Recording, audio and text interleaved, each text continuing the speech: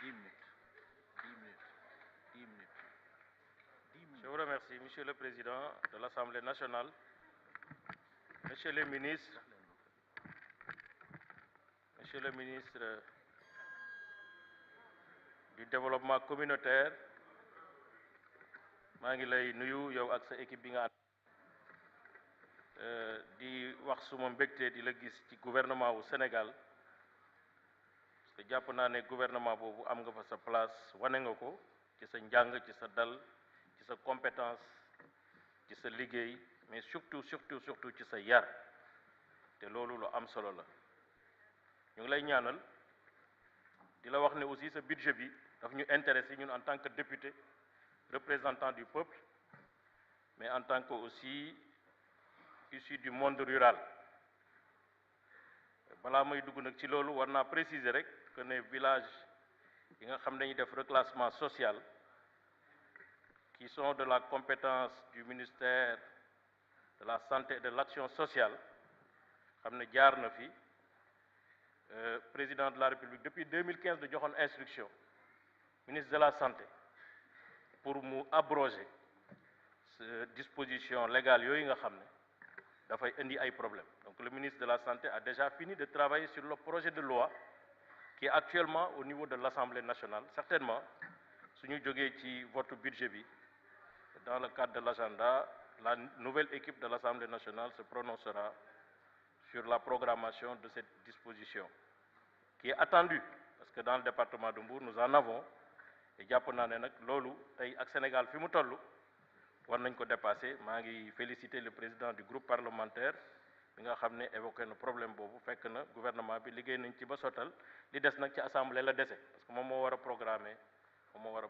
loi bi. Am na ay critiques nag yu fi génn xam naa ne yaa ma gën a taxaw yow mi yore secteur bi pour répondre ci mais li may wax rek mooy critiquer da ngay comprendre d'abord li ngay critiquer parce que c'est important jóguñu jóg rek créer li ñu créer nii yëpp dafa am processus. soo comprendre le processus bi xamoo philosophie bi fekke woo ko demuloo jëm defi gëstu pour xam lan moo tax lii am souvent mën nga def critique facile boo xam ne du nekk critique bu ñu war a retenir. Président dama ñëw Sénégal 2012 avant mu nekk koo xam ne déjà premier ministre te loolu aussi gars yi dañ koy fàtte kenn ci génération bi gënu koo xam nan la doxalee ne état ak réalité yi nekk ci monde rural bi parce que moom aussi il est de Fatick et donc de la zone un peu qui a une partie très forte de monde rural mu nekk premier ministre Sénégal nekk président assemblée nationale nekk fi plusieurs fois ministre xam lan mooy metti ci Sénégal bi muy ñëw dafa indi yoonu yokkute comme programme ci biir yoonu yokkute ku fa dem di nga gis ne wax na ne déjà Sénégal disparité bi fi am sur le plan territorial ak distorsion yi fi am sur le plan social lu ñu war a gaaw a corriger la parce que c'est source d'insécurité te baaxul parce que day mel ni dafay am ay citoyens de première zone et des citoyens de seconde zone. Qu'est-ce qu'il a fait? Il a mis en place d'abord l'acte 3 de la décentralisation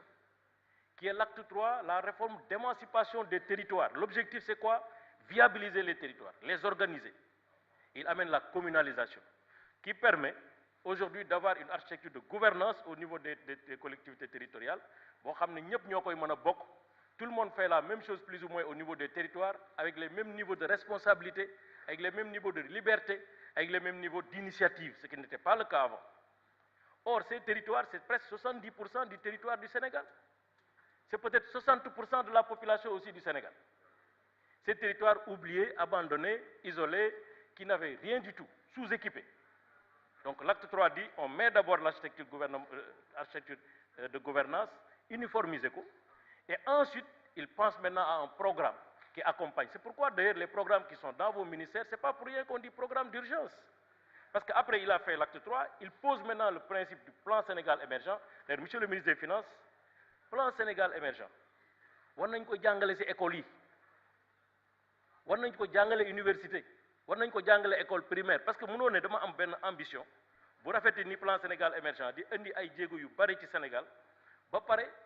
préparé wuñu ñi war a porter le plan Sénégal émergent parce qu'il faut une vraie révolution des mentalités pour nit ñi am benn consensus autour de ce programme. Je ne sais pas si ça va être un programme loi ou une loi cadre ou quelque chose comme ça, mais je pense qu'il faut quand même que débat boobu mën a ñëw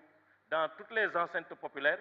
ci périmètre yëpp ñu mën koy waxtaanee ci écoles yi ci universités yi ci grand place yi ci équipe bu nawetaan yi ñu xam lan mooy plan Sénégal émergent bi mu defee plan Sénégal émergent ba pare horizon 2035 il dit en 2035 si on fait ça ce plan-là on le met en œuvre le Sénégal sera émergent en 2035 mais en attendant il faut des accélérateurs de l'émergence au niveau des territoires il nous faut donc pour ne pas attendre 2035 alors qu'au niveau du monde rural il y a une urgence je mets les accélérateurs pour que le monde rural soit davantage émancipé, le monde rural puisse accéder à certaines choses, c'est-à-dire tout ce qui est électricité, c'était des problèmes, tout ce qui est eau, accès à l'eau, c'était des problèmes, tout ce qui est accès aux infrastructures, équipements sociaux de base, c'était des problèmes, éducation, etc., etc. Il prend deux plans.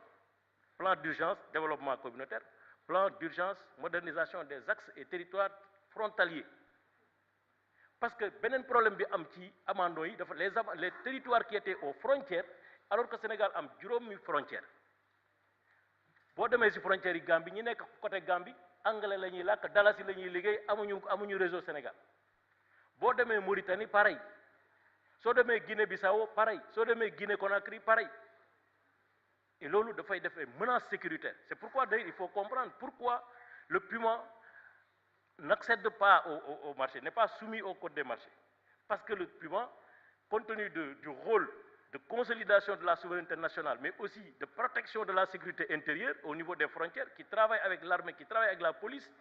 qui construit des sous-préfectures, des préfectures, etc., etc., qui construit des postes de police, des postes de santé, et c'est pour cette raison. Donc il faut bien comprendre pourquoi tout ça a été fait. Et le piment, PUDC, etc.,